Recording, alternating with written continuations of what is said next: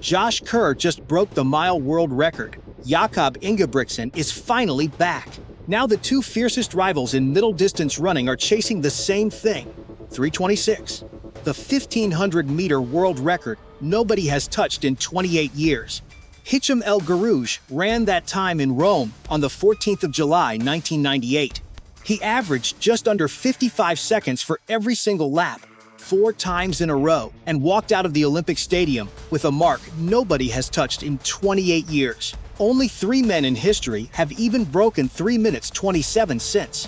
That record has outlasted careers, coaching methods, shoe technology, and an entire generation of milers who genuinely believed they were fast enough. In a single season last year, a record 14 men ran under 3 minutes 30 for the distance. Not one of them got close. For most of those years, El Guerrouj held the mile record too. That one finally fell this July, and the man who took it has already announced where he is pointing next. Josh Kerr called his shot in March, straight after winning his second world indoor 3,000-meter title in Toruń, Poland. This from a man who had torn a calf muscle mid-race in the World Championship final in Tokyo the previous September, watching his own title defense fall apart underneath him. He told the BBC he was going after the mile record in Britain in a proper race at the London Diamond League on the 18th of July. He and his sponsor named the whole operation project 222 because 3 minutes 42 seconds is 222 seconds, and that was the number he needed. Announcing a world record attempt 4 months in advance is close to reckless. Kerr then spent 5 weeks training at altitude in Albuquerque, New Mexico, and ripped out a 1,200-meter time trial in 2 minutes 42, which suggested the number was not fantasy at all. 60,000 people packed into London Stadium to watch him try it. His pacemakers took him through 800 meters in 1 minute 50. American Yared Nuguse sat right on his shoulder, and Kerr covered his 4 laps in 55, 56, 55, and 55.2. He crossed the line in 3 minutes 42.66, the first human being ever to run a mile under 3:43. But buried inside that run was the number that really matters. On his way through, Kerr passed 1,500 meters in 3 minutes 27.62.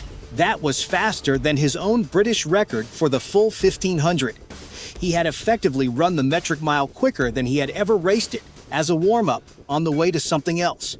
Hours later, he posted 5 words that set the sport alight. On to Project 325.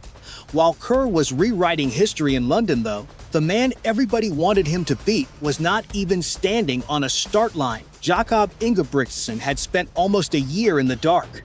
A chronic problem with the sheath around his left Achilles tendon wrecked his 2025 season, and it followed him all the way to the World Championships in Tokyo, where he crashed out in the 1,500-meter heats and finished 10th in the 5,000. In February, he flew to California and had the damaged tissue surgically cleaned out. He was jogging again within 3 weeks. He rebuilt through altitude camps in St. Moritz and northern Italy. He let 3 possible comeback races drift past, including that London meeting where Kerr made history. Then, on the 10th of August at Alexander Stadium in Birmingham, he walked out for the European Championship 5,000-meter final. First race in 11 months. No qualifying round, no gentle rust buster. Straight into a final against the European record holder. Ingebrigtsen sat, waited, and closed his final lap in 54.79 to sweep past Frenchman Jimmy Gressier and run clean away from the field. 13 minutes, 15.29. A 4th consecutive European title at the distance, and a 7th outdoor European crown overall, more than any man in the history of the championships. And then he opened his mouth, asked by the BBC whether he was disappointed that Josh Kerr had skipped Birmingham. Ingebrigtsen did not soften a single word. Very disappointed, he said, and a lot of people should be. He argued that athletes do not get to pick and choose which championships they turn up to, that these events exist so the best in the world actually race each other, and that staying away is, in his phrasing, ruining the sport. He did praise the mile record. He called it a very strong performance, but he threw out the reasoning behind the absence, pointing out that professional runners have more than one race in their legs. Kerr had already given his answer 9 days earlier. He had just won Commonwealth gold in the mile at Scotstoun Stadium in Glasgow, kicking clear on the final lap in front of a sold-out home crowd to win in 3:54.12, with Australian teenager Cameron Myers more than a second adrift in second, and breaking a games record Kip Keino had held since 1966. Afterwards, Kerr said that race was everything he had left, that nobody holds a peak forever, that he had to drop one championship and Europeans was the one. He called it a huge regret. He also admitted he was pretty close to maxing out. None of this hostility is new. It started in Budapest in 2023 when Kerr came off Ingebrigtsen's shoulder inside the final 200 meters and took a world title the Norwegian had already been handed by everyone watching. Ingebrigtsen has called Kerr just the next guy, claimed he could beat him blindfolded, and labeled him the Brit who never competes. Kerr has said the Norwegian carries major weaknesses and a problem with his manners. In the Paris Olympic final, the two of them watched each other so obsessively down the last lap that Cole Hocker slipped through the gap and stole the gold medal from both. Which brings us to the collision course they are now on. Kerr has confirmed the 1,500-meter record is his target.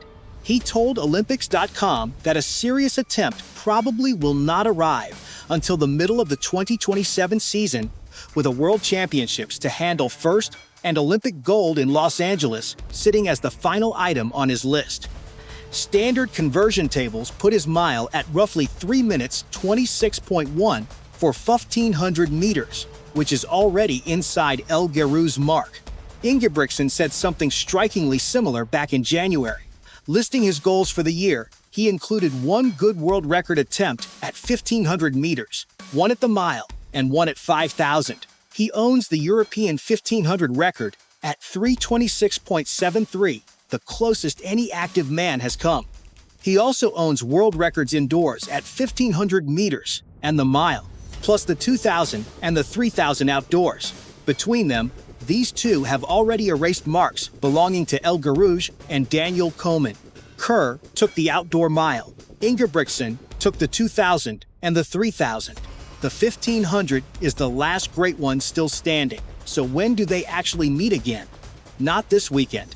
Ingebrigtsen races his first 1,500 since Tokyo on the 23rd of August in Silesia, Poland, against Olympic champion Cole Hocker, then again in Zurich 4 days later, with world champion Isaac Nader added to the field. Kerr is entered in neither.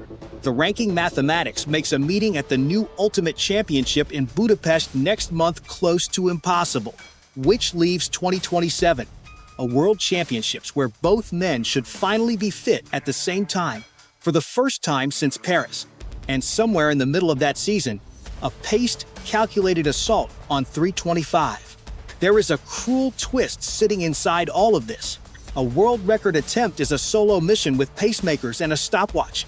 A championship final is a knife fight.